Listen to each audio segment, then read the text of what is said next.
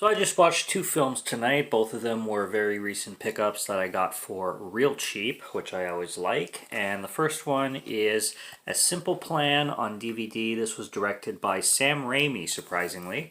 I had not heard anything about this film other than a quick review that I caught on YouTube about a month ago, and didn't know who directed it at all until I bought it. This was $3. It was a 2 for 6 deal, and it was made in 1998.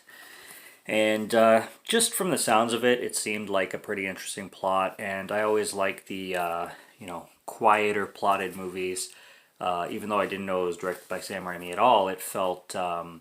It certainly doesn't feel like Sam Raimi whatsoever. So that's why I never clued into that director.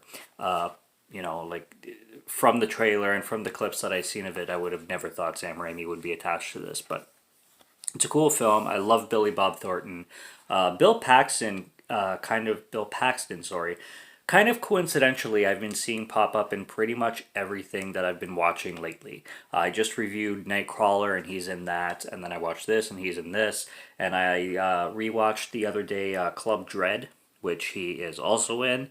So it happens once in a while where I'll just watch movie after movie and the same actor or actress will be in it. Coincidentally, like I said, this also has Bridget Fonda, and yeah, it's a pretty well-rounded cast for sure, and a simple plan is a pretty simple plot involving two brothers and a friend, and they like to go hunting. This takes place in Minnesota. It's shot in Minnesota, and it's very snowy. It gave me a lot of Fargo vibes throughout the entire picture. It just kept reminding me of Fargo with the cinematography and the atmosphere, and not so much the accents, but definitely the behavior and the attitude and kind of like the lifestyle of the characters. And of course, it's 90s, as Fargo is as well. These two brothers and a friend, they're hunting, and then they come across this crashed plane, and upon investigating the crashed plane, they find a bag of money. And we're talking like $4 million in this bag. So they start to assume that, it's probably a drug involvement or something along those lines. But they really don't want to pass up on this money. They're debating whether to, call it in or keep it for themselves, and they're really kind of sitting on it. And Bill Paxton's character, which is kind of the leader of the film, you could say, more of the star, he decides to just sit on the money for now until they kind of see where it goes, and if, nobody claims it, if there's no consequences or any talk of it, let a few weeks go by and see what they're going to do with it. And it just turns into this really big thriller kind of movie. And they all really start to kind of turn each other in ways. At one point, Bill Paxton, I can't speak. Bill Paxton's character's wife or fiance, I'm pretty sure they're married though, decides that he should return at least some of the money, because in case whoever knows where the plane is comes looking for it, at least there's some money there, kind of thing. And there's, I'll just say, an accident that happens while he's returning the money, and involving his friend, or his brother, sorry, Jacob, played by Billy Bob Thornton.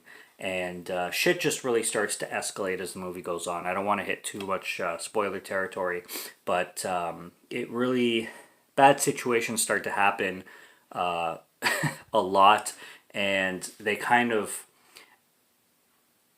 for lack of a better term, kind of try to like one up on each other with blackmails and things that they can hold against the other, like, oh, if you rat me out on this, oh, I got this on you, kind of thing. And they really start to give each other low blows, and basically threaten each other, you could say. But it's really well acted by everybody. I mean, Billy Bob Thornton is phenomenal in this. Bill Paxton's great.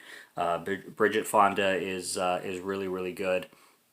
I forget the other friend's name, but there's a situation involving him and his wife mid-movie that really, really gets intense. And I'll just say it involves a tape recorder and a confession, or what the other two characters try to get the one character to confess on something, and secretly record it. I'll just leave it at that. But shit starts to get really ugly when that scene plays out, and then the wife gets involved, and guns get involved, and it just turns into a wacky shit show.